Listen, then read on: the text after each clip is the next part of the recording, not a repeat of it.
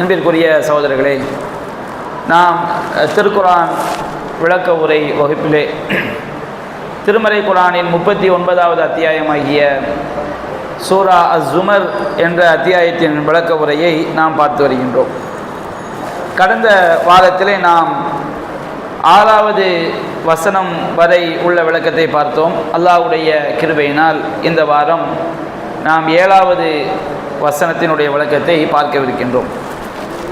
அல்லாஹ் ரப்புல் ஆலமீன் இந்த வசனத்திலே அல்லாஹ் கூறுகின்றான், இன் தக்ஃபுரு, நீங்கள் அல்லாஹ்வை மறுத்தால், நீங்கள் நிராகரித்தால், ஃபஇன்னல்லாஹ கனியுன் அன்கும், அல்லாஹ் ரப்புல் ஆலமீன் உங்களை விட்டும் தேவையற்றவன், வலா யர்லாலி இபாதிஹில் குஃபுர், தன்னுடைய அடியார்களிடத்தில் அல்லாஹ் இறை மறுப்பை ஒருபோதும் பொருந்திக் கொள்ள மாட்டான்.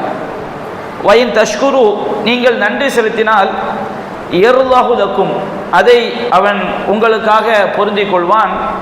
வலா தஸிரு வாஸிரத்தும் விஸ்ர உஹ்ரா, சுமக்கக்கூடிய எவனும் இன்னொருவருடைய சுமையை சுமக்க மாட்டான். சும்ம இலா ரப்பிக்கும் மர்ஜிஉக்கும், பிறகு உங்களுடைய இறைவனிடமே உங்களுடைய திரும்பும் இடம் இருக்கிறது. ஃபயுனப்பிஉக்கும் பிமா குன்தும் தஅமலூன், நீங்கள் செய்து கொண்டிருந்தவற்றை அவன் உங்களுக்கு அறிவிப்பான். இன்னஹு அலீமும் பிதாத்தி சுதூர், நிச்சயமாக அவன் அல்லாஹ் ரப்புல் ஆலமீன் உள்ளங்களில் உள்ளவற்றையெல்லாம் அறியக்கூடியவன் என்று அல்லாஹ் ரப்புல் ஆலமீன் இந்த 7வது வசனத்திலே அல்லாஹ் குறிப்பிடுகின்றான். இந்த வசனத்தினுடைய முதலாவது அல்லாஹ் சொல்லக்கூடிய வாக்கியம், இன் தக்ஃபுரு ஃபஇன்னல்லாஹ கனியுன் அன்கும், நீங்கள் நிராகரித்தால், அல்லாஹ்வை நாம் வணக்க வழிபாடுகளை இறைவனுக்கு மட்டும் செய்வதை ஒருவன் மறுத்தால், அது அல்லாஹ்வை நம்பிக்கை கொள்ள மறுத்தால், உலகத்தில் உள்ள எல்லாரும் மறுத்தாலும் சரி, ஃபஇன்னல்லாஹ கனியுன் அன்கும், அல்லாஹ் உங்களை விட்டும் தேவையற்றவன் என்று அல்லாஹ் ரப்புல் ஆலமீன் குறிப்பிடுகின்றான். அல்லாஹ் ரப்புல் ஆலமீன் அவனை நம்பிக்கை கொள்ளுமாறும் மறுமையை நம்ப வேண்டும் என்று எதையெல்லாம் அல்லாஹ் நம்ப சொல்கிறானோ அவற்றையெல்லாம் நம்புவதற்கு பெயர்தான் இறை நம்பிக்கை என்பது. அல்லாஹ் நம்ப சொல்லக்கூடிய விஷயங்களில் எந்த ஒன்றை மறுத்தாலும் அவன் அல்லாஹ்வை மறுத்தவனாக செய்து விடுவான், ஆகிவிடுவான். அதிகமான மக்கள் என்ன நம்புகிறாங்கன்னு சொன்னோம்னா, இஸ்லாத்தை பற்றி ஆழமாக புரியாமல் அது சரியாக தெரியாமல் அவங்க என்ன நம்புகிறாங்கன்னா, அல்லாஹ் இருப்பதாக நம்புவது தான் ஈமான் அப்படின்னு நம்புகிறாங்க. அப்படி கிடையாது. அல்லாஹ் இருப்பதாக நம்புவது தான் ஈமான் என்று சொன்னால் யூதர்கள் முஸ்லிம்களாக ஆகிவிடுவார்கள், மக்காவில் வாழ்ந்த முஷ்ரிக்கீன்கள் முஸ்லிம்களாக ஆகிவிடுவார்கள். ஏன்னா அவங்க அல்லாஹ் இருக்கிறான் நம்புனாங்க. குர்ஆனில் அல்லாஹ் குறிப்பிடுகின்றான், வலையின் சஅல்தஹும் மன் ஹலக ஸமாவாதி வல் அர்த் லயகூலுன் அல்லாஹ், மக்கா காஃபிர்கள்ட்ட போய் வானங்களையும் பூமியையும் படைத்தவன் யார் என்று கேட்டால் அவர்கள் அல்லாஹ் என்று நசிவாள் சொல்வார்கள். யூதர்களை பற்றி அல்லாஹ் சொல்லும் பொழுது, வகாலத்தில் யஹூத் உஸைர் இப்னுல்லாஹ், யூதர்கள் உஸைரை அல்லாஹ்வுடைய மகன் என்று சொன்னார்கள். அல்லாஹ் அவங்க ஏற்றுக்கொண்ட காரணத்தினால, அல்லாஹ்வை கடவுள் என்று யூதர்கள் நம்பிய காரணத்தினால தான் உஸைர் அலைஹிஸ்ஸலாம் அவங்க அல்லாஹ்வுடைய மகன் சொன்னாங்க. வகாலத்தின் நஸாரா மஸீஹ் இப்னுல்லாஹ், கிறிஸ்தவர்கள் மஸீஹ் ஈசா அலைஹிஸ்ஸலாம் அல்லாஹ்வுடைய மகன் என்று சொன்னார்கள். அப்போ அல்லாஹ் என்ற ஒருவனை கிறிஸ்தவர்கள் ஏற்றிருந்தார்கள், யூதர்கள் ஏற்றிருந்தார்கள், மக்கா காஃபிர்கள் ஏற்றிருந்தார்கள். அப்போ அல்லாஹ் இருக்கிறான் என்று நம்புவதற்கு பேர் ஈமான் கிடையாது. ஈமானின் ஒரு அம்சம் அல்லாஹ் இருக்கிறான் என்று நம்புவது. அடுத்து எல்லா வணக்க வழிபாடுகளையும் அல்லாஹ் ஒருவனுக்கு மட்டும் செய்வது, அதுவும் சேர்ந்தது தான் ஈமான். அடுத்ததாக எல்லாவற்றையும் படைத்து பரிபாலிக்கக்கூடியவன், உணவு வழங்கக்கூடியவன், நிர்வகிக்கக்கூடியவன் என்று அல்லாஹ்வை நம்புவதும் ஈமானில் ஒரு அம்சம். அல்லாஹ்வுடைய திருநாமங்கள் பண்புகள் இவற்றை எந்த விதமான மாற்று பொருளும் கற்பிக்காமல், ஏன்னா பலர் என்ன செய்வாங்க, அல்லாஹ்வுடைய திருநாமங்களுக்கு அல்லாஹ்வுடைய பண்புகளுக்கு மாற்று பொருள் என்ன செய்வாங்க, கொடுப்பாங்க. அதை பற்றி வரும்போதும் பின்னாடி இன்ஷா அல்லாஹ் விரிவாக பார்ப்போம். அல்லாஹ்வுடைய பெயர்கள் அல்லாஹ்வுடைய பண்புகளுக்கு மாற்று பொருள் கற்பிக்காமல் அதை அப்படியே நம்புவதும் ஈமானுடைய ஒரு அம்சம். அப்போ ஈமான் என்பது குர்ஆனிலும் சுன்னாவிலும் அல்லாஹ் எவற்றையெல்லாம் நம்ப வேண்டும் என்று சொல்கிறானோ அவை அனைத்தையும் நம்புவதற்கு பெயர் தான் ஈமான். அப்போ அல்லாஹ் ரப்புல் ஆலமீன் கூறுகின்றான், இன் தக்ஃபுரு, நீங்கள் அல்லாஹ்வை மறுத்தால். இஸ்லாம் எப்படி அல்லாஹ்வை நம்ப வேண்டும் என்று சொல்கிறதோ, ஆமன்து பில்லாஹி வ மலாயிகத்திஹி வ குதுபிஹி வ ருசுலிஹி வல் யௌமில் ஆஹிரி வல் கத்ரி கைரிஹி வ ஷர்ரிஹி மினல்லாஹி தஆலா, அல்லாஹ்வையும் அவனுடைய மலக்குமார்களையும் அவனுடைய தூதர்களையும் அவனுடைய வேதங்களையும் இறுதி நாளையும் நன்மை தீமை யாவும் அல்லாஹ்வுடைய நாட்டப்படியே ஏற்படுகிறது என்ற விதியையும் நம்புவதற்கு பெயர் ஈமான். அப்ப இதை ஒருவன் நம்ப மறுத்தால் ஃபைனல்லாஹ் கனியுன் அன்கும், நிச்சயமாக அல்லாஹ் உங்களை விட்டும் தேவையற்றவன். அப்ப அல்லாஹ் ரப்புல் ஆலமீன் நம்மை ஈமான் கொள்ள சொல்வது அல்லாஹ்வுடைய நன்மைக்காக அல்ல. நாம் அல்லாஹ்வை நம்புறதுனால அல்லாஹ்க்கு எதுவும் பயன்கள் ஏற்பட போகிறதா? நாம் அல்லாஹ்வை நம்பிக்கை கொள்வதனால அல்லாஹ்க்கு எதுவும் தேவைகள் இருக்கிறதா? கண்டிப்பாக அல்லாஹ்வுக்கு கிடையாது. அல்லாஹ் ரப்புல் ஆலமீன் அவன் வந்து படைப்பினங்களின் பக்கம் தேவையற்றவன். யா அய்யுஹன் நாஸ் அன்துமுல் ஃபுகராஉ இலல்லாஹ், நீங்கள் தான் அல்லாஹ்வின் பக்கம் தேவை உடையவர்கள். அல்லாஹ் வந்து படைப்பினங்களின் பக்கம் தேவை உடையவன் கிடையாது. சஹீஹ் முஸ்லிம்ல பதிவு செய்யப்பட்டிருக்கிறது. நபிகள் அல்லாஹ் சொல்வதாக நபிகள் சொல்லி காட்டுறாங்க. அதாவது முதல் மனிதரில் இருந்து கடைசி மனிதர் வரைக்கும் எல்லா ஜின்களும் எல்லா மனிதர்களும் ஒட்டுமொத்தமாக ஒரு அல்லாஹ்வை மறுக்கக்கூடிய ஒரு காஃபிருடைய உள்ளத்தை போன்று ஒட்டுமொத்தமாக மனித இனம் ஜின் இனம் முழுவதும் அல்லாஹ்வை மறுத்தாலும் சரி, அந்த இறை மறுப்பு லா என்குசு மின் முல்கிஹி ஷையா, அல்லாஹ்வுடைய அதிகாரத்தில் கடுகளவு கூட அணுகளவு கூட செஞ்சிடாது, குறைத்து விடாது. உலகத்தில் உள்ள எல்லா மக்களும் மனிதர் ஜின்கள் ஆதம் அலைஹிஸ்ஸலாமுடைய காலத்தில் இருந்து உலகத்தில் கடைசியாக எந்த மனிதன் பிறக்க போகிறானோ அவன் வரைக்கும் எல்லா ஜின்களும் மனிதர்களும் ஒன்று சேர்ந்து ஒரு அல்லாஹ் மறுக்கக்கூடிய ஒரு காஃபிருடைய உள்ளம் எப்படி இருக்கும், அதை மாதிரி எல்லாரும் ஒன்று சேர்ந்து அல்லாஹ் மறுத்தாலும் சரி, அல்லாஹ்வுடைய ஆட்சி, அவனுடைய புகழ், அவனுடைய கண்ணியம் கடுகளவு கூட குறைய போவது கிடையாது.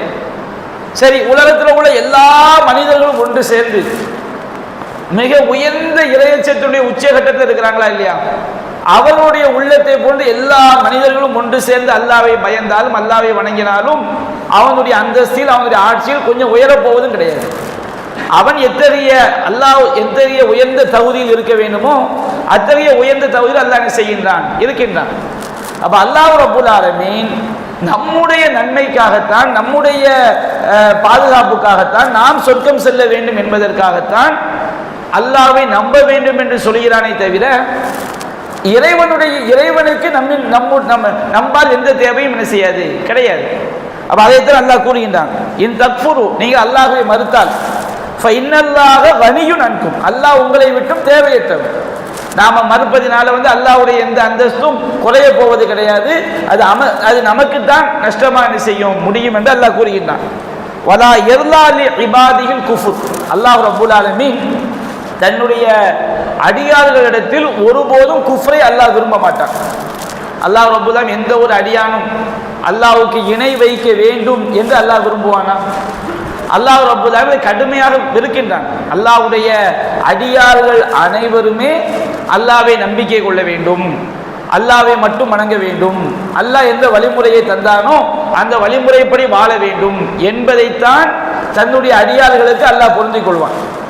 அல்லாஹ்வுடைய அடியார்கள் என்று சொல்லும்போது ரெண்டு விதமாக நாம் அல்லாஹ்வுடைய அடியார்கள்ங்கிற வார்த்தையை புரிந்து கொள்ள வேண்டும். முதலாவது விஷயம் என்ன, அல்லாஹ்வால் படைக்கப்பட்ட அனைத்து படைப்பினங்களுமே அல்லாஹ்வுடைய அடிமைகள் தான். அவங்க அல்லாஹ்க்கு இணை வைத்தாலும் சரி, அவங்க தான் வரம்பு மீறி இணை வைக்கிறாங்களே தவிர எல்லோருமே அல்லாஹ்க்கு அடிமைகள் தான்.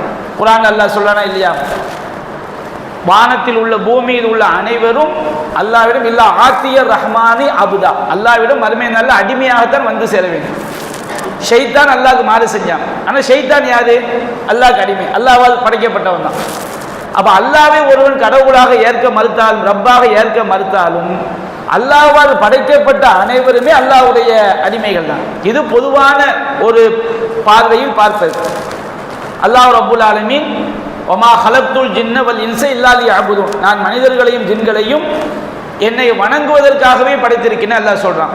அல்லாஹ் சொல்லக்கூடிய வார்த்தை யஅபுதூன், அபத, அவர்கள் எனக்கு அடிமையாக இருக்க வேண்டும். அடிமை என்று சொன்னால் அல்லாஹ் சொன்னபடி வாழ்வதற்கு பேர் தான் அடிமை. அப்ப மனிதர் ஜின்னிடம் எல்லாவற்றையுமே அல்லாஹ் ரப்புல் ஆலமீன் அவனுக்கு அடிமையாக இருக்க வேண்டும், அவன் சொன்னபடி வாழ வேண்டும் என்பதற்காகத்தான் அல்லாஹ் செய்திருக்கிறான், படைத்திருக்கின்றார். இது வந்து அடியார்கள் என்பதற்குரிய பொதுவான பார்வை. அதே நேரத்தில் அடியார்கள் என்பதற்கு அல்லாஹ்வுடைய அடியார்கள் என்பதற்கு இன்னொரு பார்வையும் குர்ஆன் சுன்னாவில் சொல்லப்பட்டிருக்கு. அது என்ன பார்வை? யார் அல்லாஹ் இறக்கி வைத்த வஹியின் அடிப்படையில் வாழுகிறார்களோ அவர்கள் அல்லாஹ்வுடைய அடியார்கள். அல்லாஹ்வுடைய அடியார்கள் எங்கெல்லாம் குர்ஆன் ஹதீஸ்ல அல்லாஹ்வுடைய அடியார்கள் வந்தா இந்த ரெண்டு அர்த்தத்தை வச்சு நம்ம அதை சிந்திக்கணும். முதலாவது அர்த்தம் என்ன? அல்லாஹ்வால் படைக்கப்பட்ட அல்லாஹ்வுடைய அடிமை அப்படிங்கிற அர்த்தத்திலே வரும். இன்னொன்று, அல்லாஹ் சொன்னபடி வாழக்கூடியவர்கள் அல்லாஹ்வுடைய அடியார்கள். குர்ஆன் அல்லாஹ் சொல்வான், இபாதுர் ரஹ்மான் யம்ஷூன அலல் அர்லி ஹௌனா. அல்லாஹ்வுடைய ரஹ்மானுடைய அடியார்கள் பூமியில் பணிவாக நடப்பார்கள். இந்த இடத்துல இபாதுனா என்ன அர்த்தம்? அல்லாஹ் சொன்னபடி வாழக்கூடிய அடியார்கள். இபாதுர் ரஹ்மான், ரஹ்மானுடைய அடியார்கள்னா ஷைத்தான் வந்து பூமியில வந்து இறைவனுக்கு மாற்றமா நடக்கக்கூடிய ஒரு காஃபிர் பூமியில பணிவா நடப்பான். அல்லாஹ் யாரையெல்லாம் எல்லா உலகத்தில் எல்லாமே அல்லாஹ்வுடைய அடிமைகள் தான், மனித ஜின்கள் எல்லாருமே பணிவா நடப்பாங்கன்னு விளங்கிக் கொள்ளக்கூடாது. இந்த இபாதுர் ரஹ்மான் அந்த இடத்துல அல்லாஹ் யாரை சொல்கின்றான்? அல்லாஹ் சொன்னபடி இறை சட்டத்திற்கு நபிகள் நாயகம் காட்டிய வழிமுறைப்படி கட்டுப்பட்டு வாழக்கூடிய அடியார்கள் அல்லாஹ்வுடைய அடியார்கள். வைதா ஹாத்தபஹுமுல் ஜாஹிலூன காலு சலாமா. அவர்கள் அறிவியனர்களோடு உரையாடும் பொழுது சலாம் என்று சொல்லி ஒதுங்கிக் கொள்வார்கள். அப்படின்னா என்ன அர்த்தம்? அல்லாஹ்வுடைய அடியார்களுடைய இறைவனை கட்டுப்பட்டு வாழக்கூடிய அடியார்களுடைய பண்புகள். அப்ப இந்த இடத்துல அல்லாஹ் சொல்லி காட்டக்கூடிய இபாத் வலா யர்லாதி இபாதில் குஃப்ர் என்று அல்லாஹ் சொல்வது, அல்லாஹ்வால் படைக்கப்பட்ட அனைத்து அடியார்களையும் எல்லா அடியார்களுக்கும் அல்லாஹ் குஃப்ரை விரும்ப மாட்டான். ஷைத்தான் அல்லாஹ் இணை வைக்க அல்லாஹ் விரும்புறானா? அபூலஹப் அல்லாஹ் இணை வைக்க வேண்டும் என்று அல்லாஹ் விரும்புவானா?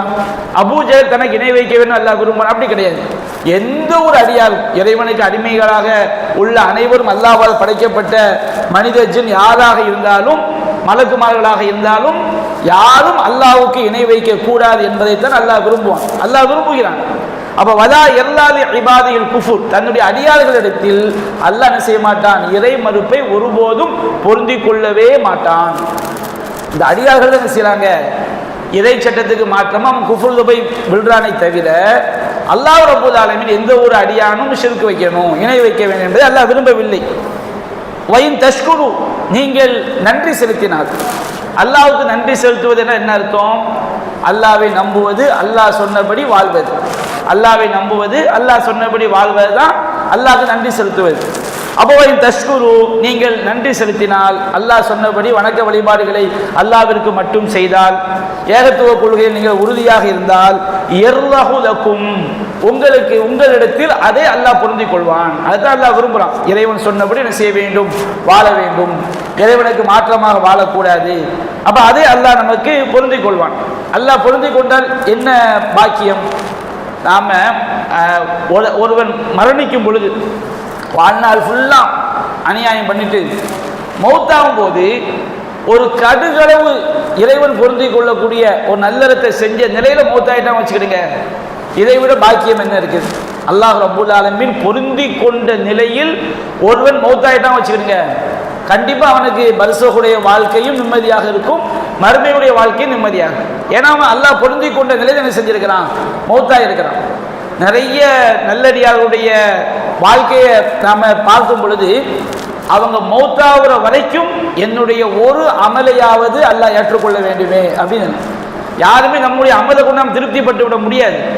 நாம் அல்லாஹ்வுக்கு சரியா இஹ்லாஸா செய்தோமா, சரியான முறையில் நாம் தொழுதோமா, நம்முடைய எல்லா இபாதத்துகளும் இறைவன் சொன்ன அடிப்படையில் அமைந்திருக்கிறதான்னு சொல்லி இறைவன் வந்து உள்ளத்தை வச்சு தீர்மானிப்பான் நம்முடைய உள்ளம் எப்படி இருக்குது.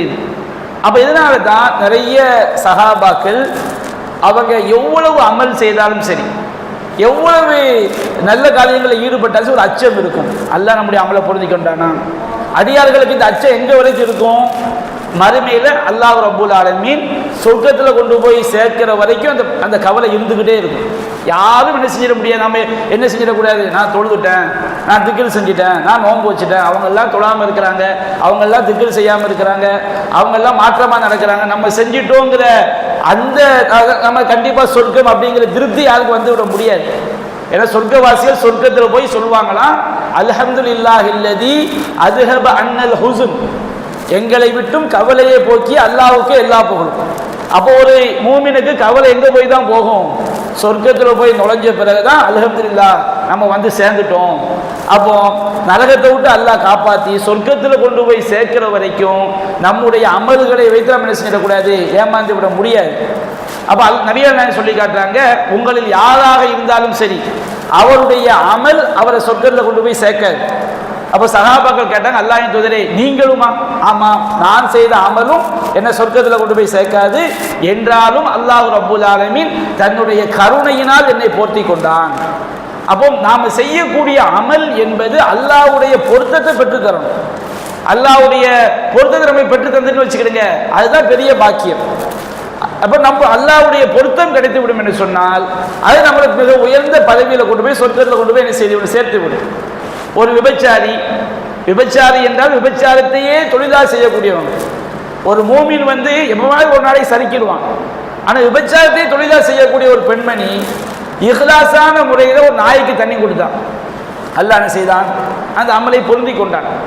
அவர் செய்த அந்த செயல் அல்பமான செயல் தான். நாய்க்கு தண்ணி கொடுக்கறதுங்கிறது, ஒரு மனிதனுக்கு தண்ணி கொடுக்கறதுங்கிறது அதை விட பெரிய நற்காரியம் அல்லாஹ்வுக்காக செய்யறது.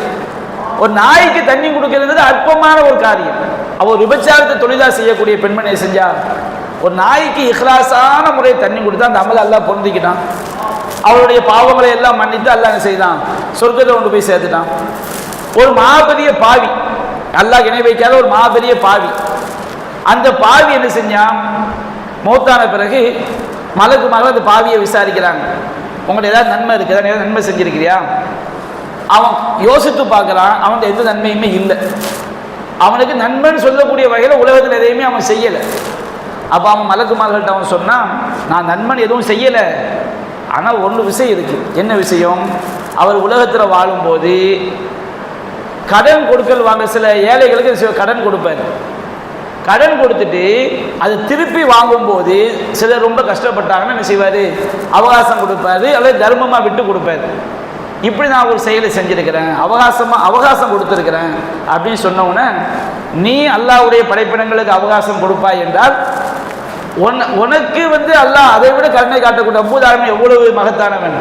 நீ படைப்பினங்கள் நீ கடந்து போனதுனால, கடன் வாங்குவதற்கு நீ அவகாசம் கொடுத்ததுனால் அல்லாஹ் நரகத்தை விட்டு உனக்கு என்ன செய்கின்றான், அல்லாஹ் காப்பாற்றுகின்றான். அற்பமான அமல் அந்த பெரும் பாவி என்ன செய்யுது, காப்பாற்று. அல்லாஹ்வுடைய பொருத்தம் என்பது சாதாரண விஷயம் கிடையாது. சின்ன ஒரு விஷயத்தில் அல்லாஹ்வுடைய பொருத்தம் நமக்கு கிடைச்சி அந்த பொருத்தத்திலே மௌத்தாயிட்டம் வச்சுக்கிடுங்க, அதை விட பெரிய பாக்கி எதுவும் கிடையாது. அதே நேரத்தில் ஒவ்வொரு வினாடியும் நம்ம கிட்ட குஃபுர் வர நம்ம பயந்துக்கிட்டே இருக்கோம். நபிகள் நாயகம் ஸல்லல்லாஹு சொல்லி காட்டுறாங்க, இஸ்ரவேலர் சமுதாயத்தில் ஒரு பாவி இருந்தான், பயங்கரமான பாவி. அவனுக்கு ஒரு நண்பர், அந்த நண்பர் ஒரு ஆலிம், மார்க்க அறிஞர். அப்போ இந்த மார்க்க அறிஞர் என்ன செய்கிறாரு, அந்த பாவி கிட்ட நீ இந்த மாதிரி பாவம் செய்யாதப்பா, நீ செய்கிற தப்பு, இது தாவா பண்ணணும் கடமை. அந்த குற்ற பாவி இருக்கானா இல்லையா, அவனுக்கு தாவா பிடிக்கல, மார்க்கத்தை சொல்றது பாவம் செய்யக்கூடாது பிடிக்கல. அப்போ ஒரு நாள் அவன் என்ன செய்யறான், ஹல்லி வ ரப்பி, எனக்கும் என் ரப்புக்கும் உள்ள நீ ஐயா உள்ள குறுக்க வந்துகிட்டு இருக்குது. அவன் சொல்றது முட்டாள்தனம். ஏன்னா குர்ஆன் தான் நன்மையாவும் அல்லாஹ் தான் நன்மையாவும் தீமையை தடுக்கணும் அல்லாஹ் சொல்றான். அந்த பாவி என்ன செய்யறான், ஹல்லி வ ரப்பி, எனக்கும் என்னுடைய இறைவனுக்கு மத்திய நீ எது குறுக்க வர்ற, நீ தூரம் போயிடு, அல்லாஹ்ட்ட நான் பதில் சொல்லிக்கிறேன் அப்படின்னு அவன் என்ன செய்யறான் சொல்றான். நீ என் மீது கண்காணிப்பாங்க, நீ அனுப்பப்பட்டு இருக்கிறாயா அப்படின்னு அவன் கேட்கின்றான். அப்போ இந்த ஆலிமுக்கு கோபம் வந்துடுச்சு. கோபம் என்ன செய்யறாரு, லை யுத்ஹிலக்கல்லாஹு ஜன்னா, அல்லாஹ் உன்னை சொர்க்கத்தை நுழைக்கவே மாட்டான், லை யக்ஃபிரல்லாஹு லக, அல்லாஹ் உன்னை மன்னிக்கவே மாட்டான்னு சொல்லிட்டு போறாரு. அந்த வினாடியே மௌத்து வந்துடுது. யாருக்கு, அந்த ஆலிமுக்கு அந்த வினாடியே மௌத்து வந்துடுது. இந்த பாவிக்கு அந்த வினாடியே மௌத்து வந்துடுது. அல்லாஹ் என்ன செய்யலாம், அந்த பாவியை அடைத்து அவனுடைய பாவங்களை ஃபுல்லாக மன்னிச்சு அவனை சொர்க்கத்துக்கு அல்லாஹ் அனுப்பிடுறான். இந்த ஆலிமை அழைத்து அல்லாஹ் கேட்டான், குந்த காதிரன் அலா மாஃபி எதி, என்னுடைய அதிகாரத்தில் உள்ளதுக்கு, என்னுடைய கையில் உள்ளதுக்கு நீ அதிகாரம் பெற்றவனா? ஒருவனுக்கு சொர்க்கத்தை கொடுப்பது என்னுடைய அதிகாரம், ஒருவனுக்கு அவன் செய்த பாவங்களுக்கு தண்டனை கொடுப்பது என்னுடைய அதிகாரம். நீ யாருப்பா சொல்றது, யக்ஃபிரல்லாஹு லக, அல்லாஹ் உன்னை மன்னிக்கவே மாட்டான், வல யுத்ஹிலக்கல்லாஹு ஜன்னா, அல்லாஹ் உனக்கு சொர்க்கத்தை தரவே மாட்டான் என்று சொல்லக்கூடிய அதிகாரத்தை உனக்கு யார் கொடுத்தது? அந்த ஆலிமால் அல்லாஹ்ட்ட பதில் சொல்ல முடிஞ்சுதா? முடியாது. ஏன்னா அல்லாஹ்வுடைய அதிகாரத்தில் கை வச்சுட்டார். அப்போ நரகத்தில் தூக்கி செய்யப்பட்டார். அந்த வார்த்தையை சொன்னதற்காக அவர் நரகத்தில் தூக்கி வீசப்பட்டார். நபிகள் நாயகம் சொல்லி காட்டுறாங்க. இந்த ஹதீஸை அறிவிச்சுட்டு அபூ ஹுரைரா ரலியல்லாஹு அன்ஹு சொல்லி காட்டுறாங்க, தகல்லம பி கலிமா, ஒரு வார்த்தையை தான் அவர் பேசினார். அவுபக்கர் துன்யாவும் ஆகிரத்தும், அவருடைய துன்யாவும் அழித்து விட்டது அந்த வார்த்தை, அவருடைய ஆகிரத்தையும் அழித்து விட்டது. அந்த வார்த்தை பேசுற மறுவினாடி மௌத்துவம் சேர்ந்துருச்சு. அப்ப கடைசி மௌத் எதுல வந்து முடியுது? ஒரு பாவமான வார்த்தையை, வரம்பு மீறிய வார்த்தையை, இன்னும் சொல்ல போனால் அதுல மறைமுகமா இணை வைத்தலும் அதுல இருக்குது, மறைமுகமா இணை வைத்தலும் இருக்குது. அல்லாஹ் ரப்புல் ஆலமீன் அந்த வார்த்தையை வெறுக்கின்றான். என்னுடைய அதிகாரத்துடன் எப்படி வந்து நீ வந்து தலையிடலாம்? அப்ப அவருடைய துனியாவை அழிச்சிட்டு ஆகிரத்திலையும் அழிச்சிடுச்சு. அப்ப சிலர் நினைக்கலாம், சில ஆள் நம்ம என்ன செய்யலாம், நம்ம இன்னும் கொஞ்ச காலம் கழிச்சு திருந்திக்கலாம், இன்னும் கொஞ்ச காலம் கழிச்சு திருந்திக்கலாம். அப்படி கிடையாது. யார் வந்து ஒவ்வொரு வினாடியும் அல்லாஹ்வுக்கு பயந்து வாழ்றாங்களோ அவங்களுக்கு தான் ஈமானுடைய மௌத்து கிடைக்கும். ஒவ்வொரு நேரத்திலும் கவனமா நம்ம பேசக்கூடிய வார்த்தைகள் கவனமா இருக்கணும், நம்ம செய்யக்கூடிய செயல்கள் கவனமாக இருக்க வேண்டும். ஏனென்றால் நமக்கு ஒரு குஃப்ரான வார்த்தையை நாம கோபத்திலேயோ வரம்பு மீறியோ நாம பேசி அந்த வினாடி மௌத்து வந்துன்னு வச்சுக்கிடுங்க. ஒரு குஃப்ரான வார்த்தையை பேசிட்டோம், நம்ம தெரியுது நம்ம பேசுற குஃபர், எல்லாம் மன்னிச்சு கேட்டால் எல்லாம் மன்னித்து விடுவான். மௌத்தாவதுக்கு முன்னாடி மன்னிப்பு கேட்டால் எல்லாம் மன்னித்து விடுவான். ஆனால் அந்த வார்த்தையை பேசிய வினாடியில் மரணம் வந்து விட்டா, ஒரு குரோதத்தில் ஒரு கோபத்தில் நாம் ஒரு வரம்பு மீறிய வார்த்தையை சொல்லி அந்த வினாடி மௌத்து வந்துன்னு வச்சுக்கிடுங்க, அதை மாதிரி ஒரு பேரழிவு, ஒரு பெரிய நாசம் எதுவுமே கிடையாது. அப்போ மார்க்கம் வந்து அல்லாஹ்வுடைய திருப்தி, அல்லாஹ்வுடைய பொருத்தம் என்பது ரொம்ப ரொம்ப ரொம்ப மஸ்ட். அபுவையும் தஷ்குரு, நீங்கள் அல்லாஹ்விற்கு நன்றி செலுத்தினால், அல்லாஹ் சொன்னபடி நீங்கள் வாழ்ந்தால், அல்லாஹ்வை நம்பினால், வணக்கங்களை அல்லாஹ் ஒருவனுக்கு மட்டும் செய்தால், எர்லவுலக்கும் உங்களிடத்தில் அதே அல்லாஹ் பொருந்திக் கொள்வான். அல்லாஹ் பொருந்திக் கொண்டா வச்சுக்கிறீங்க, கண்டிப்பாக நம்ம எவ்வளோ பெரிய பாக்கியம் கிடைக்கும், சொர்க்கம் என்ற பாக்கியம் நமக்கு கிடைக்கும். அடுத்து அல்லாஹ் சொல்கின்றான், வலா தஸிரு வாஸிரத்தும் விஸ்ர உக்ரா, சுமக்கக்கூடிய எவனும் மற்றொருவனுடைய சுமையை சுமக்க மாட்டான். வாஸிரத்துன் அப்படின்னு சொன்னோம்னா பாவத்தை சுமக்கக்கூடியவன். பாவத்தை சுமக்கக்கூடியவன் யாரு? ஒருத்தன் பருவ வயதை அடைஞ்சிட்டான் வச்சுக்கிடுங்க, அவன் செய்யக்கூடிய தீமைக்கு தீமை எழுதப்படும், அவன் செய்யக்கூடிய நன்மைக்கு நன்மை எழுதப்படும்.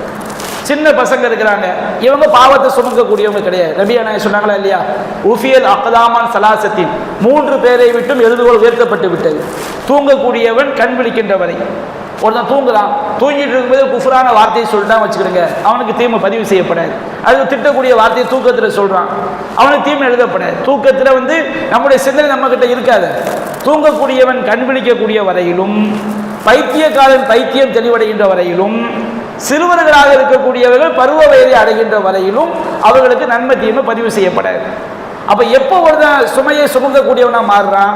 பருவ வயது அடைஞ்சுதான் வச்சுக்கிடுங்க. 15 வயது ஆண்களுக்கு வந்து அவங்களுடைய பெண்கள் வந்து அவங்க பருவ வயது அடைவது வெளிப்படையாக தெரிஞ்சிடும். ஆண்களுக்குரிய அடையாளம் என்ன? அவங்களுடைய அக்குள் பகுதியில் முடி முளைக்கிறது, மர்மஸ்தானத்தை சுற்றிலும் முடி முளைக்கிறது.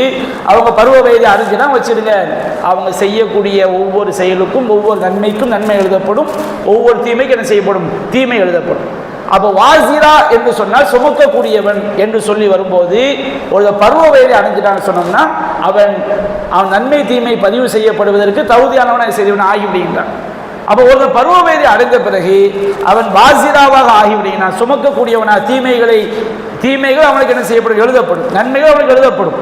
அப்ப எந்த ஒருவனும் இன்னொருவருடைய பாவத்தை என்ன செய்ய மாட்டான்? சுமக்க மாட்டான்.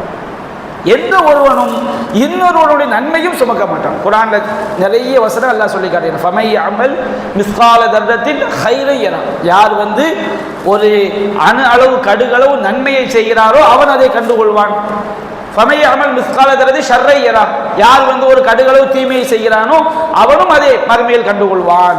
வமா துகத்திமு லி அன்ஃபுசிக்கும் மின் கைரின் தஜிதுஹு இன்தல்லாஹ், நீங்கள் வந்து உங்களுடைய ஆத்மாக்களுக்காக எந்த நன்மையை முற்படுத்துகிறீர்களோ அதைத்தான் நீங்கள் அல்லாஹ்விடம் பெற்றுக்கொள்வீர்கள். யாரும் நமக்கு என்ன செய்ய முடியாது? நன்மையை சேர்த்து வைக்கவும் முடியாது. யாருடைய தீமையும் நம்மீது என்ன செய்யப்படாது? சுமத்தப்படவும் செய்யாது. நாம் சம்பந்தப்படாத தீமை சில விஷயங்கள்ல வந்து நாம காரணமாக இருந்திருக்கும் பொழுது அது நாம உண்டாக்குன தீமை தான். நபியான சொல்லி காட்டுறாங்க, மன் சன்னஃபில் இஸ்லாமி சுன்னத்தன் ஹசனத்தன், யார் வந்து இஸ்லாத்தில் உள்ள ஒரு நல்ல விஷயத்துக்கு முன்மாதிரியாக வழிகாட்டியாக இருக்கிறாரோ ஃபலஹு அஜ்ருஹா, அவர் அந்த வழிகாட்டினதுக்கான கூலியும் அவருக்கு கிடைக்கும். வ அஜ்ருமன் அமில பிஹா, அதை யாரெல்லாம் அவரை பார்த்து பின்பற்றினார்களோ அவர்களுக்கு கிடைக்கக்கூடிய நன்மையும் இவருக்கு என்ன செய்ய கிடைக்கும். அவங்க தனியாக நன்மை கிடைச்சிடும் செஞ்சதுக்கு, அது போன்ற ஒரு நன்மை இவருக்கு எழுதப்படும். ஒரு நன்மைக்கு நம்ம வழிகாட்டுறோம். ஒரு ஆளுக்கு என்ன செய்யறாரு, குரான் ஓத தெரியாமல் இருக்கிறார், இன்னொருவர் குரான் ஓத சொல்லி கொடுக்குறாரு. இவர் நன்மைக்கு வழிகாட்டு, குரான் ஓத சொல்லி கொடுத்தாருல, இவர் நன்மை கிடைச்சிடும். அவர் ஓதுற காலம் எல்லாம் அவருக்கு நன்மை கிடைக்கும், அதுல ஒரு பங்கு இவருக்கு சேரும். அவர் ஒரு 10-20 பேருக்கு சொல்லி கொடுக்கிறார் அவர் ஹயாத்தா இருக்கிற காலம் எல்லாம். அந்த 10-20 பேர் இன்னும் 10-20 பேருக்கு அப்படி லட்சக்கணக்கு 1000 கோடி போதும் வச்சுக்கிடுங்க. இவர் இஹ்லாசான முறையில் ஒருவருக்கு ஒரு நன்மையை வழிகாட்டினால் இவர் மரணித்த பிறகு இவருக்கு நன்மை சேர்ந்துக்கிட்டே இருக்கும். ஏன்னா அந்த நன்மைக்கு இவர் காரணமாக இருக்கிறார். எல்லா நன்மைக்கும் அதுதான். அதே போன்று நபிகள் நாயகம் சொன்னாங்க, மன் சன்ன ஃபில் இஸ்லாமி சுன்னத்தல் சய்யத்தன், இஸ்லாத்தில் எது தீய வழிமுறையாக கருதப்பட்டு இருக்கிறதோ அந்த தீய வழிமுறையை ஒருவன் வழிகாட்டினால், மார்க்கத்தில் மது ஹராம் இருக்கு, ஒரு என்ன செய்யறான், மது குடிக்கிறதுக்கு மற்றவங்களை தூண்டுறான், புகை பிடிக்கிறதுக்கு மற்றவங்களை தூண்டுறான், தப்பான காரியத்துக்கு மற்றவர்களுக்கு வழிகாட்டுகிறான். பாவம் அதை பற்றி தெரியாத ஒருவனுக்கு தவறு செய்வதற்கு வழிகாட்டினதுக்கு அவன் தீமை எழுதப்பட்டுரும். அவன் அந்த பாவத்தை எத்தனை தடவை செய்கிறானோ அத்தனை தடவை அவனுக்கும் தீமை எழுதப்படும். வழிகாட்டிய இவனுக்கும் தீமை வந்துடும். அவன் ஒரு 100 பேருக்கு 1000 பேருக்கு 1000 பேருக்கு அந்த தீமை அவன் மூலமா பரவினாலும் அந்த 1000 பேருடைய தீமையும் இவனுக்கு எழுதப்படும். ஏன்னு சொன்னால் இவன் தான் அதற்கு காரணமாக இருந்தான். அது தௌபா செய்யாம மௌத்தாயிட்டான் வச்சுக்கிடுங்க, அது 1000 கியாமத் நாள் வரைக்கும் தீமை சேர்ந்துக்கிட்டே இருக்கும். நபிகள் நாயகம் சொன்னாங்க, சஹீஹுல் புகாரில பதிவு செய்யப்பட்டிருக்கு, உலகத்தில் நியாயமின்றி ஒருவன் கொல்லப்பட்டார். உலகம் படைக்கப்பட்டதிலிருந்து இன்றைக்கு வரைக்கும் எத்தனை கோடி கொலைகள் நடந்திருக்கு. நியாயமின்றி ஒரு உயிர் கொல்லப்பட்டால், ஒரு மனிதன் கொல்லப்பட்டால் அந்த கொலைக்கான தீமை ஆதம் அலைஹிஸ்ஸலாம் மகனுக்கு என்ன செய்யப்படும், எழுதப்படும். ஏன் எழுதப்படும்? அவன்தான் நியாயமின்றி கொலை செய்வதை முதலாக துவக்கி வைத்தவன்.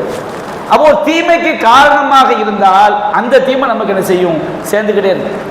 நாம சம்பந்தப்படாத ஒரு விஷயம், ஒரு ஆள் ஒரு பாவம் செய்யறாரு, அப்போ அந்த பாவம் நமக்கு எழுதப்படுமா? எழுதப்படாது. ஒரு ஆள் ஒரு நன்மை செய்யறாரு, அந்த நன்மை நமக்கு எழுதப்படுமா? நமக்கு எழுதப்படாது. அந்த லைசனில் இன்சானி இல்லாமா சஹா, ஒவ்வொரு மனிதனுக்கும் அவன் முயற்சித்தது தான் கிடைக்கும். மார்க்கம் மூமின்களுக்காக அல்லாஹ் சில கடமையான விஷயத்தில் மட்டும் சில சலுகைகளை விதிவிலக்கா கொடுக்குறான். என்ன கடமையான விஷயம்? அது மூமின்களுக்கு மட்டும்தான். எதுல அல்லாஹ் சொல்றானோ அதுல மட்டும்தான். ஒரு ஆள் செய்றாரு, ஒரு 10 நோன்பு வரைக்கும் ஒரு பயணத்தில் போயிட்டார், 11ஆம் நோம்புல மௌத்தாயிட்டார். அவர் எந்த நோம்புல மௌத்தாகிறாரோ அதுக்கு பிறகு அவருக்கு நோம்பு கடமை கிடையாது, மௌத்தாயிட்டாரு. இவர் 10 நோம்பு ஒரு பயணத்தில் இருந்திருக்காரு. இப்போ அவர் நோம்பு நோக்க வேண்டிய கடமை அவருக்கு இருக்குது, கடமையான நோம்பு, சுன்னத்தா நோம்பு அல்ல. இப்ப நபிகள் நாயகம் சொல்றாங்க, மன் மாத்தவ அலை சௌமுன், ஒருவர் மீது நோன்பு கடமையாக இருக்கக்கூடிய நிலையில் சாமானுகு வலியு, அவருடைய பொறுப்பாளர் மனைவியோ பிள்ளைகளோ நெருங்கிய இரத்த உறவுகளோ யாராவது ஒரு ஆள் அவருக்கான நோன்பு நோட்டோம்னா 10 நோன்பு மட்டும்தான், காலமெல்லாம் வைக்கிற நோன்பு கிடையாது. அந்த மூமினுக்கு அல்லாஹ் என்ன செய்வான், அவர் 10 நோன்பு கடமையில மூத்தா இருக்கிறார்ல, அந்த அவர் நோன்பு நோட்டத்தை அல்லாஹ் எடுத்துக்கொள்வான். இது விதிவிலக்கு. ஒரு ஆளுக்கு செல்வந்தரா இருக்கிறார், ஹஜ்ஜுக்கு போக நியத்து வைக்க கூடாது, ஆரோக்கியமாக இருக்கிறார். ஏன்னா ஹஜ்ஜுக்கு யாருக்கு ஹஜ்ஜுக்கு போகிறதுக்கு சக்தி இருக்குதோ தகுதி இருக்குதோ அவங்க தான் ஹஜ்ஜு செய்யறது கடமை. ஒரு ஆள் ஏழையா இருந்தே மூத்தாயிட்டாருன்னா அவருக்கு ஹஜ்ஜு கடமை கிடையாது. ஒரு ஆள் நோயாளியாவே இருக்கிறாரு, அவருக்கு ஹஜ்ஜு கடமை கிடையாது. இப்போ ஒரு என்ன செய்யறாரு, செல்வந்தரா இருக்கிறாரு, செல்வ வசதி, ஹஜ்ஜு செய்யக்கூடிய கடமை அவருக்கு இருக்குது, பயணம் செய்யக்கூடிய உடல் தகுதி இருக்குது. ஒரு வருஷம் அப்ளை பண்றாரு கிடைக்காது, 2வது வருஷம் அப்ளை பண்றாரு கிடைக்காது, திடீர்னு மூத்தாயிட்டார், ஹஜ்ஜு செய்யாமலே மூத்தாயிட்டார். இப்போ அவருடைய பிள்ளைகள் யாராவது ஒரு ஆள் அல்லது யாராவது ஒருவர் அவருக்காக ஒரு தடவை மட்டும் ஹஜ்ஜு செய்து அவருடைய ஹஜ்ஜு கடமை அவர் நீக்கணும். நபியான ஹதீஸ்ல ஆதாரம் இருக்குது. நபிகள் நாயகம் ஸல்லல்லாஹு அலைஹி வஸல்லம் அவங்கள்ட்ட ஒரு அம்மா கேட்குறாங்க, அல்லாஹ்வின் தூதரே, அவர் தந்தை ஹஜ்ஜு கடமையான நிலையில ஹஜ்ஜு செய்யாம வயோதிக பருவத்தை அடைஞ்சிட்டாரு.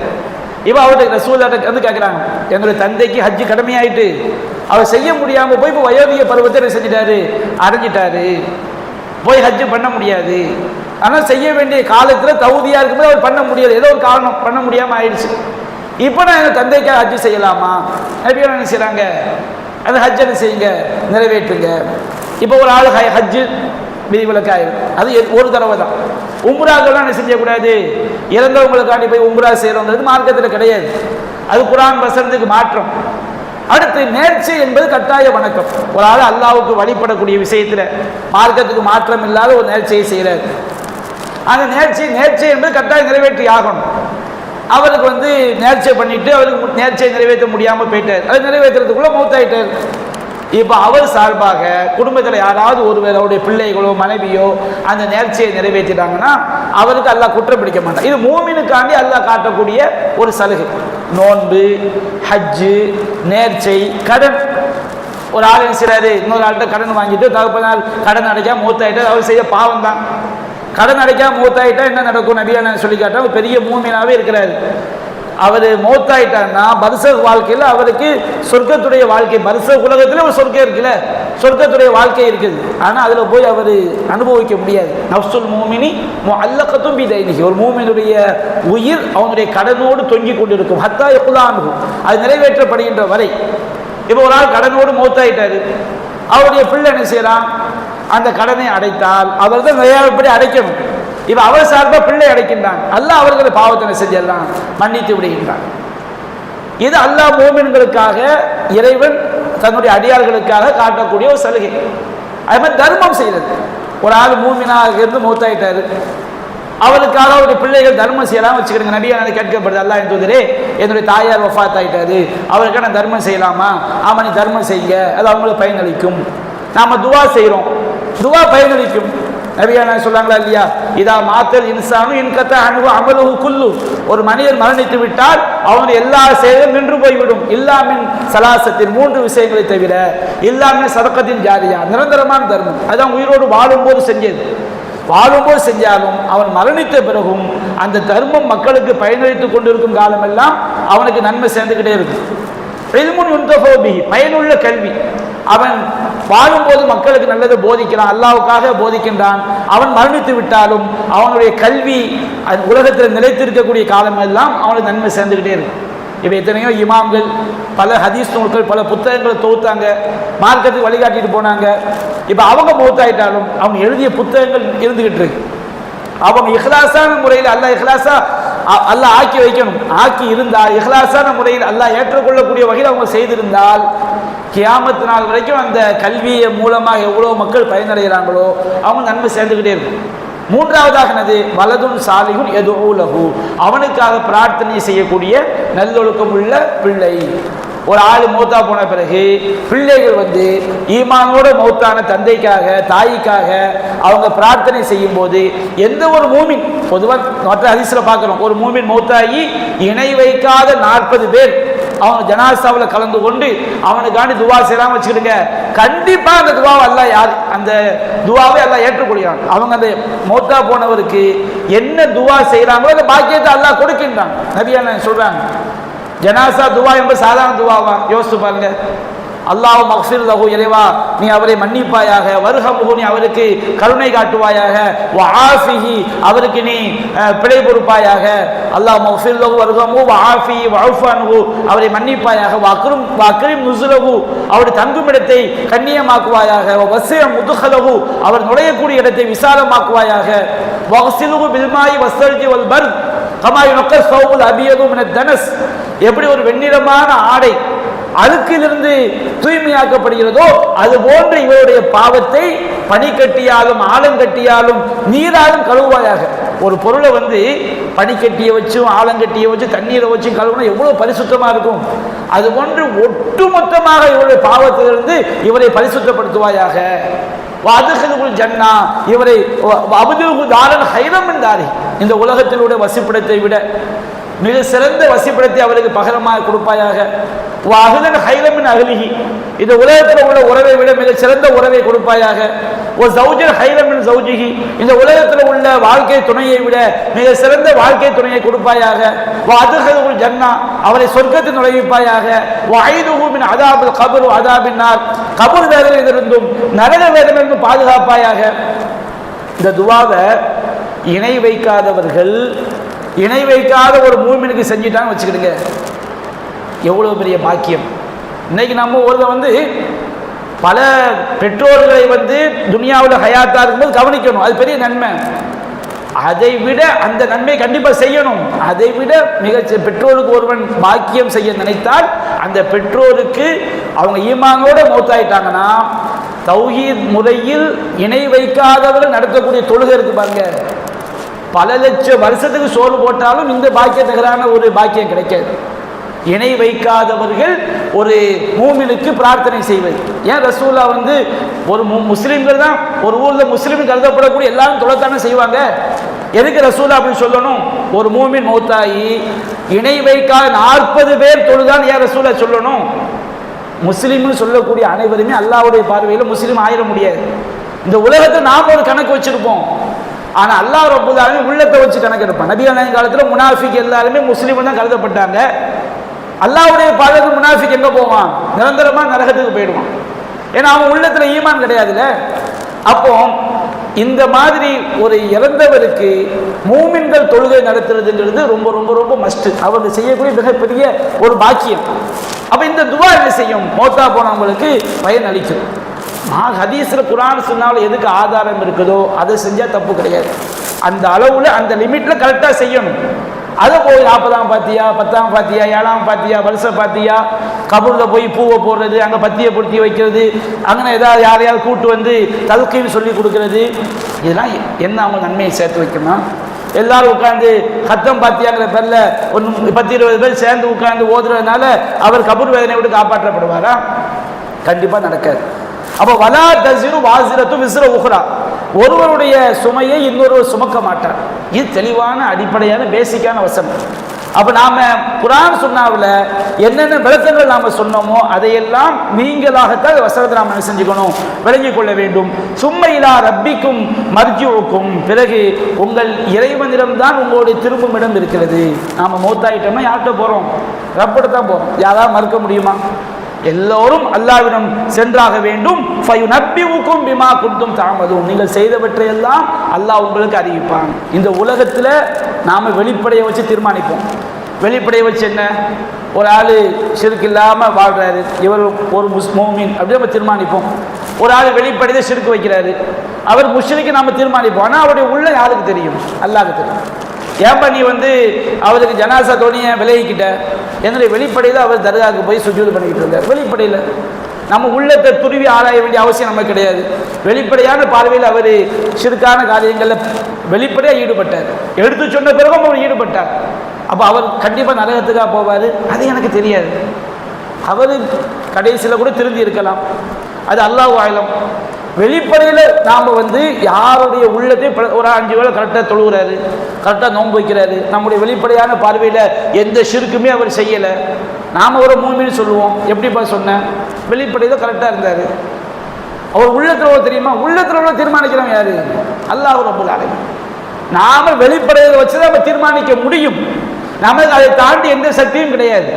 அப்ப அதனால நம்முடைய பார்வையில் ஒருவர் இணை வைப்பு காரியத்தை செஞ்சதுனால அவர் நிச்சயமா நரகத்துக்கு போவார் நம்ம ஒருவன் டிக்ளேர் பண்ணிடவே கூடாது. நம்முடைய பார்வையில் ஒருவர் தௌஹீத்வாதியாக மௌத்தாயிட்டாரு, அவருக்கு சொர்க்கத்தை கொடுக்க வேண்டும் என்று ஆசைப்பட வேண்டும், துவா செய்ய வேண்டும்.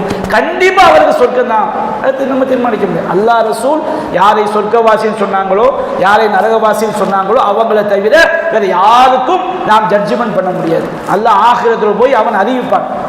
மறுமை நாளில் எதை வைத்து தீர்மானிக்கப்படும்? யௌம துப்த சராயிர், அந்த நாளில் உள்ளங்களில் உள்ளவற்றை எல்லாம் வெளிப்படுத்தப்படும். இந்த உலகத்தில் தான் வெளிப்படையான செயலை வச்சு நாம தீர்மானிப்போம். மறுமை நாளில் எல்லா விசாரணையுமே உள்ளத்தை வச்சு தான், உள்ளம். அல்லாஹ் சொல்லனா இல்லையா, இதா போசிர மாஃபில் குபூர், கபூர்களில் உள்ளவர்கள் எல்லாம் எழுப்பப்பட்டு வஹுஸ்ஸில மாஃபிஸ் சுதூர், உள்ளங்களில் உள்ளவை எல்லாம் அங்கே என்ன செய்யப்படும்? வெளிப்படுத்தப்படும். மறுமையில விசாரணை எல்லாமே உள்ளத்தில் நம்ம என்ன நினைச்சோம், நம்முடைய நிலைமை என்ன, நம்முடைய எண்ணம், ஒவ்வொரு செயலுக்கும் நம்முடைய எண்ணம் எப்படி இருந்துச்சு, அது நபியா சொன்னாங்க. அதா ஃபில் ஜஸதி முதுகா, உள்ளத்திலே உடலிலே ஒரு சதை துண்டு இருக்கிறது. ஃபைதா சலஹத் சலஹல் ஜஸது குல்லு, அந்த ஒரு சதை துண்டு சரியாகிவிட்டால் உடல் முழுவதும் சரியாகிவிடும். வைதா ஃபஸதத், அந்த ஒரு சதை துண்டு நாசமாகிவிட்டால் ஃபஸதல் ஜஸது குல்லு, உடல் முழுவதும் நாசமாகிடும். அலா அறிந்து கொள்ளுங்கள், வஹியல் கல்ப், அதுதான் உள்ளம். நபியா சொன்னாங்க, இன்னல்லாஹ் லா யன்துரு இலா சுவரிக்கும் வலா இலா அம்வாலிக்கும், அல்லாஹ் உங்கள் தோற்றங்களை பார்க்க மாட்டான், உங்கள் செல்வங்களை பார்க்க மாட்டான். வலாக்கின் யன்துரு இலா குலூபிக்கும் வ இலா அமாலிக்கும், உங்களுடைய உள்ளங்களையும் உங்களுடைய செய்திகளையும் அல்லாஹ் பார்ப்பான். அப்ப மறுமை நாள்ல அல்லாஹ் சொல்லுவான், நம்ம யாருக்கும் தெரியாம பாவம் செஞ்சிருப்போம். அல்லாஹ் சொல்லுவான், இந்த நாள்ல இந்த நேரத்தில் செஞ்சு இந்த பாவத்தை செய்தியா, இந்த நாள்ல இந்த நேரத்தில் இந்த பாவத்தை செஞ்சியா, எல்லாத்தையும் அல்லாஹ் அறிவிப்பான். அல்லாஹ் கிட்ட என்ன செய்ய முடியாது, மறுக்கவே முடியாது. இன்னஹு அலீமும் பிதாத்தி சுத்தூர், அவன் உள்ளங்களில் உள்ளவற்றை எல்லாம் அறிந்தவன். அல்லாஹ்வை தவிர யாரும் என்ன செய்ய முடியாது, உள்ளத்தில் உள்ளது அறிய முடியாது. ஏதாவது இந்த தரிகாவாதிகள் வழிகேடர்கள் ஏதாவது ஷேக்கிட்ட போய் பையத் பண்ணிட்டோம்னா அவர் உள்ளத்தை நேர்வழியை செலுத்துவாரு, அது யாராலும் முடியாது. நேர்வழி காட்டுதல் என்பது, இதை மட்டும் சொல்லி முடிச்சிருவோம். நேர்வழி காட்டுதல் என்பது ரெண்டு அர்த்தம். ஒன்று நேர்வழியை சொல்லுதல் என்பதற்கும் நேர்வழி காட்டுதல் சொல்லப்படும். நேர்வழியில் செலுத்துதல் என்பதற்கும் நேர்வழி காட்டுதல் சொல்லப்படும். உள்ளத்தை கொண்டு போய் நேர்வழி சேர்க்கிறது. நபியெல்லாம் நேர்வழி காட்டினாங்க. அதுக்கு என்ன அர்த்தம்? நபியெல்லாம் நேர்வழியை சொன்னாங்க. நபியே இன்னக்கல தஹ்தி இலா சிராத்தி முஸ்தகீம், நீங்கள் நேரான பாதையை காட்டுகிறீர்கள் அப்படின்னு என்ன அர்த்தம்? நேரான பாதையை சொன்னாங்க. நாம எல்லாருமே நேர்வழியை ஒரு மூமின் சொல்ல முடியும், எல்லாரும் நேர்வழியை சொல்ல முடியும். ஆனால் நேர்வழியில் உள்ளத்தை செலுத்துவது யாருடைய அதிகாரம்? அல்லாஹ்வுடைய அதிகாரம். உள்ளது யாருடைய கையில் இருக்குது? அல்லாஹ்வுடைய கையில் இருக்குது. அல்லாஹும்ம யா முகல்லிபல் குலூப் சப்பித் கல்பி அலா தீனிக், அல்லாஹ்வே உள்ளங்களை போற்றக்கூடியவனே என்னுடைய மார்க்கத்தை என்னுடைய உள்ளத்தை உன்னுடைய மார்க்கத்தை நடைபெற செய்வாயாக. அல்லாஹ்வை தவிர யாரும் உள்ளத்தில் அறியவே முடியாது. இது அகீதாவுடைய அடிப்படை. அப்போ ஒரு இறந்து போனவர் உள்ளத்தில் உள்ள தெரிவாரு, ஒரு ஷேக் என் உள்ளத்தை நேர்வழி காட்டிடுவாரு, என் உள்ளத்தை நேர்வழியை செலுத்தி விடுவார், என்னுடைய உள்ளத்தை பரிசுத்தப்படுத்தி விடுவார் என்று ஒருவன் நம்பினால் அவன் பகிரங்கமான இணை வைப்பு காரியத்தை செய்கிறான். என்ன காரணம்? உள்ளத்தில் உள்ளதை அறியக்கூடியவன் அல்லாஹ் ரப்புல் ஆலமீன் ஒருவன் மட்டும்தான். அல்லாஹ்விட யாரும் செய்ய முடியாது, அறிய முடியாது. நூற்றுக்கணக்கான சான்றுகள் குர்ஆனிலும் இருக்கிறது, ஹதீஸ்களிலும் இருக்கிறது. அப்போ அல்லாஹ் ரப்புல் ஆலமீன் இந்த அடிப்படைகளைத்தான் இந்த 7வது வசனத்தில் அல்லாஹ் சொல்லி காட்டுகின்றான். இறுதியாக இந்த 7வது வசனத்துடைய தர்ஜமாவை மீண்டும் நாம் சொல்லிவிட்டு இன்றைய வகுப்பை நிறைவு செய்வோம். அல்லாஹ் கூறுகின்றான், இன் தக்ஃபுரு, நீங்கள் அல்லாஹ்வை மறுத்தால் ஃபைன்னல்லாஹ கனியுன் அன்கும், அல்லாஹ் உங்களை விட்டும் தேவையற்றவன். வலா யர்லாலி இபாதில் குஃபுர், தன்னுடைய அடியார்களிடத்தில் ஒருபோதும் அல்லாஹ் இறை மறுப்பை அல்லாஹ் பொருந்திக் கொள்ளவே மாட்டான். இன் தஷ்குரு, நீங்கள் அல்லாஹ்விற்கு நன்றி செலுத்தினான். அல்லாஹ்வுக்கு நன்றி செலுத்தல் என்பது அல்லாஹ் சொன்னபடி வாழ்வது, அல்லாஹ் இணை வைக்காமல் வாழ்வது. யர்லவுலக்கும், அதை உங்களிடத்தில் அவன் பொருந்திக் கொள்வான். வலா தஸிரு வாஸிரத்து விஸ்ர உக்ரா, சுமக்கக்கூடிய எந்த ஒருவனும் இன்னொருடைய சுமையை சுமக்க மாட்டான். சும்ம இலா ரப்பிக்கும் மர்ஜிஉக்கும், பிறகு உங்களுடைய திரும்பும் இடம் உங்கள் இறைவனை நோக்கியே இருக்கிறது. ஃபயுனப்பியுக்கும் பிமா குந்தும் தஅமலூன், நீங்கள் செய்தவற்றையெல்லாம் அல்லாஹ் உங்களுக்கு மறுமையில் அறிவிப்பான்.